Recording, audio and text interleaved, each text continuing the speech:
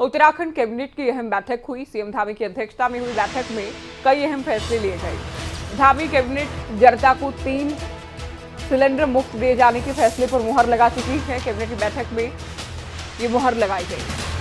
तो ये बड़ी खबर आपको बता दें, देहरादून में धामी कैबिनेट की अहम बैठक में कई बड़े फैसले लिए गए हैं। 3 सिलेंडर मुफ्त दिए जाने का फैसला कैबिनेट की ओर से दिया गया है। तो धामी सरकार जनता को 3 सिलेंडर मुफ्त देगी, ये फैसला लिया गया। कैबिनेट इस प्रस्ताव पर मुहर लगा चुका है।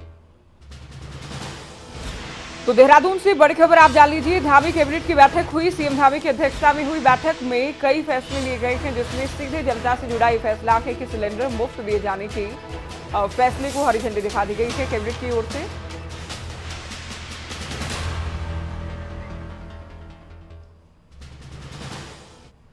आज की कैबिनेट में कुल 7 मद आए, जिसकी ब्रीफिंग के लिए मैं आप सभी का स्वागत करता हूं। पहला मद विधायी एवं संसदीय कार्य विभाग का था।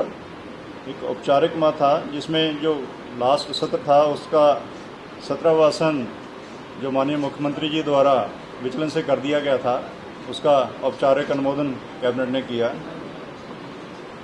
दूसरा मद हरिद्वार में जिला पंचायत निर्वाचन से संबंधित है, जिसके बारे ये निर्णय हुआ है कि अगली बैठक में माननीय एडवोकेट जनरल को अनुरोध किया जाएगा कि वो जो इसमें विभिन्न विधिक पहलू हैं उसके बारे आके कैबिनेट को अवगत कराएंगे। उसके बाद अंतिम निर्णय कैबिनेट द्वारा लिया जाएगा। तीसरा मद काफ़ी महत्वपूर्ण है। इसमें प्रदेश में सभी अंत्योदय राशन कार्ड धारकों को प्रत्येक वर्ष 3 गैस के सिलेंडर मुफ्त मुहैया कराए जाएंगे। ये योजना तुरंत लागू की जाएगी। चौथा मद गेहूं खरीद से संबंधित है। गत वर्षों की तरह इस बार भी किसानों को प्रति क्विंटल 20 रुपये का बोनस दिया जाएगा। चलो सीधे आपके लिए चलते हैं खबरें के Uttarakhand bureau chief Rao Shafat Ali live हमारे साथ जुड़ गए हैं। शफात, क्या कुछ अहम रहा इस कैबिनेट की बैठक में और क्या कुछ बड़े फैसले?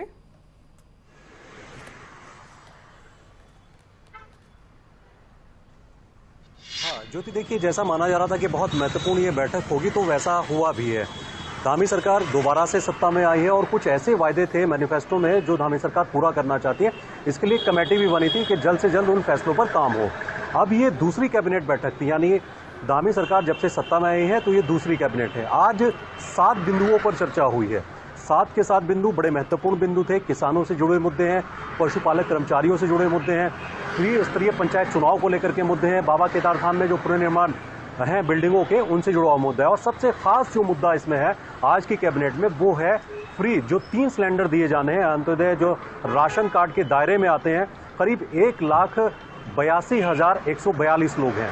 तो ये सबसे बड़ा फैसला आज नजर आया है कैबिनेट में। ये वादा किया था धामी ने मुख्यमंत्री बनने से पहले कि अगर वो दोबारा से सत्ता में आते हैं, भाजपा दोबारा से सत्ता में आती है, तो उत्तराखंड के ऐसे परिवारों को जिनका अंत्योदय राशन कार्ड बना हुआ है, जो इस दायरे में आते हैं, उनको 3 सिलेंडर पूरे साल में फ्री दिए जाएंगे, मुफ्त दिए जाएंगे।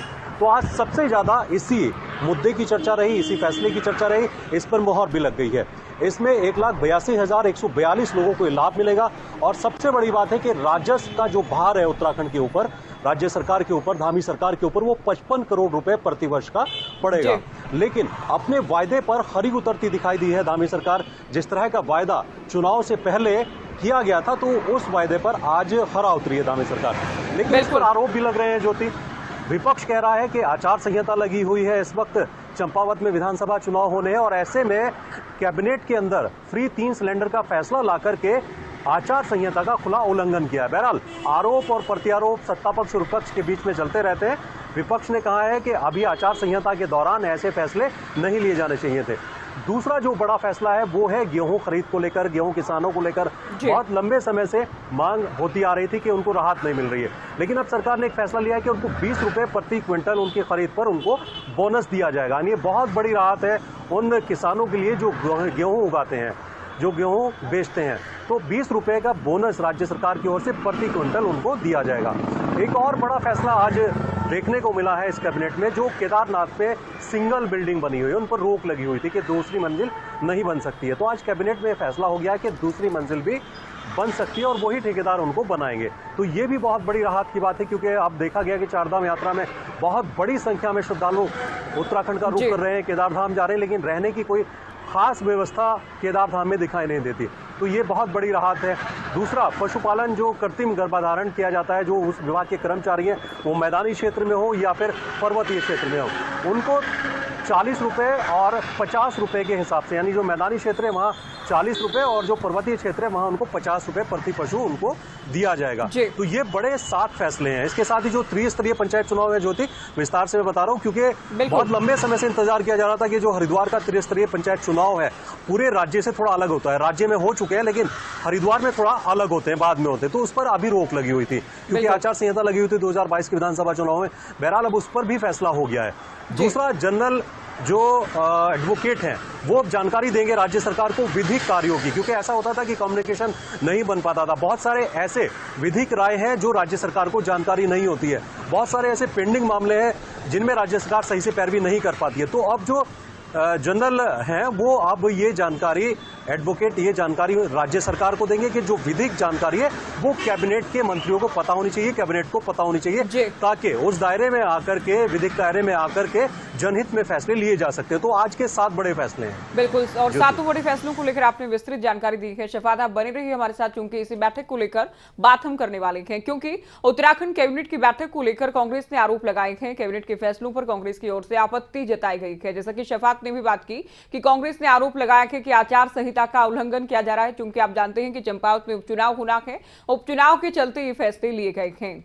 तो कैबिनेट के फैसलों को कांग्रेस पार्टी विपक्ष चुनावी फैसलों के तौर पर देख रहा है, क्योंकि 31 मई को मतदान होना है। सीएम धामी खुद उम्मीदवार के बीजेपी के उपचुनाव वो लड़ने वाले हैं। निर्मला घैतोड़ी कांग्रेस की ओर से मैदान में हैं। चुनाव प्रचार का सिलसिला भी जारी है और इसी बीच कैबिनेट की बैठक हुई, 7 बड़े फैसले लिए गए हैं और इन 7 बड़े फैसलों में मुफ्त सिलेंडर देने वाला फैसला वो है जो कि सीधे जनता से जुड़ा है। हालांकि सभी फैसले जनता से जुड़े हैं, लेकिन ये डायरेक्टली जनता से जुड़ा है और कांग्रेस पार्टी को लगता है कि इस तरह के फैसले चुनाव को प्रभावित कर सकते हैं। इस बात की शिकायत पहले भी कांग्रेस पार्टी निर्वाचन आयोग को कर चुकी है। मुख्य निर्वाचन अधिकारी को प्रतिनिधिमंडल ने ज्ञापन दिया, कार्रवाई किए जाने की मांग भी की गई कि सरकारी मशीनरी का दुरुपयोग भी किया जा रहा है, साथ ही चुनाव को प्रभावित किए जाने की कोशिश में है सरकार।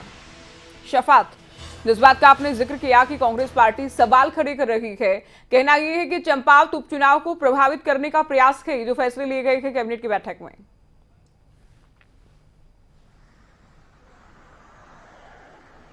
क्योंकि देखिए, ऐसा विपक्ष आरोप लगा रही है, क्योंकि सत्ता पक्ष जब भी कोई फैसला लेती है, हमेशा जिसकी भी सरकार होती है, तो विपक्ष उस पर आरोप ही लगाती है। बहरहाल अब आरोप के चलते एक ज्ञापन दिया गया है, जो मुख्य निर्वाचन अधिकारी है उनको ज्ञापन सौंपा गया है, जो एक कांग्रेस के नेता हैं वो मिलने के लिए गए थे। उन्होंने कहा कि अभी चंपावत में उपचुनाव चल रहे हैं, विधानसभा पर खुद मुख्यमंत्री पुष्कर सिंह धामी वहां से चुनाव लड़ रहे हैं, कांग्रेस की ओर से निर्मला घैतोड़ी वहां से चुनाव लड़ रही हैं। तो आरोप ये है कि इस वक्त अगर आचार संहिता लगी हुई है तो ऐसे में कैबिनेट में इस तरह के फैसले नहीं आने चाहिए थे। लेकिन सवाल ये भी उठता है कि सिर्फ चंपावत विधानसभा में इस वक्त आचार संहिता लगी हुई है और ये जो कैबिनेट के फैसले हैं ज्योति, ये पूरे प्रदेश के लिए हैं, पूरे राज्य के लिए हैं। ऐसा तो है नहीं कि सिर्फ चंपावत वासियों के लिए ये फैसले लिए गए हों, पूरे प्रदेश से जुड़े हुए जितने भी जनहित के फैसले हैं उन सब के लिए आज की कैबिनेट में ये फैसला लिया गया है। लेकिन अब क्योंकि सत्ता पक्ष और विपक्ष के बीच में हमेशा से तकरार होती रहती है, सत्ता पक्ष जो भी फैसला करता है उसमें खामियां नजर आती हैं विपक्ष को, तो ऐसा ही आज भी देखने को मिला। जब कैबिनेट की बैठक हुई, कैबिनेट की बैठक में किसानों के हित में, जनता के हित में या फिर जिनको फ्री सिलेंडर दिया जाएगा उनके हित में यह फैसला लिया गया, तो उसके तुरंत बाद ही, कैबिनेट के फैसलों के बाद ही विपक्ष ने रुख किया निर्वाचन अधिकारी का, उनको ज्ञापन सौंपा और कहा कि ये खुले तौर पर सत्ता का दुरुपयोग है। इस तरह आचार संहिता के चलते हुए कैबिनेट की बैठक में इस तरह के लोक लुभावने फैसले नहीं होने चाहिए थे। बहरहाल कांग्रेस की ओर से ज्ञापन सौंप दिया गया है। सत्ता पक्ष विपक्ष के बीच में लंबे समय तक इस तरह की तकरार चलती रहेगी। जी बिल्कुल। और शफात, उपचुनाव को लेकर चंपावत की जनता कैसे इन फैसलों को देखती है ये भी देखना होगा। मथुरा दत्त क्या कुछ बोले हैं ये हम आपको सुनवा देते हैं। गैस सिलेंडर आपने देखिए, जितने भी कैबिनेट के फैसले आज हुए हैं सारे फैसले राजनीति से प्रेरित फैसले हैं और आदर्श आचार संहिता का, जो चुनाव आचार संहिता हमारी है, उसका खुलेआम सरकार उल्लंघन कर रही है। आपके घोषणा पत्र में है, आपने उन घोषणाओं को पूरा करना है। लेकिन ये समय जो चयनित आपने किया है, चंपावत का चुनाव चल रहा है, मुख्यमंत्री जी चुनाव लड़ रहे हैं, ठीक है, सिलेंडर आपने देने हैं, आप दोगे, आपने पूरा करना चाहिए। लेकिन इतना तो ध्यान रखते, चुनाव आचार संहिता चल रही है और इस चुनाव आचार संहिता के चलते आप कुछ फैसले ले सकते हैं, नहीं ले सकते, इसमें तो आपको तय करना चाहिए था। और हमारा ये आरोप है, चाहे गैस सिलेंडर 3 गैस सिलेंडर आपने मुफ्त देने की बात कही हो, चाहे गन्ना किसानों का भुगतान की बात हो, चाहे किसानों को 20 रुपए प्रति क्विंटल बोनस देने, गेहूं में बोनस देने की बात हो, ये सारे फैसले चुनाव आचार संहिता का खुलेआम उल्लंघन करते हैं।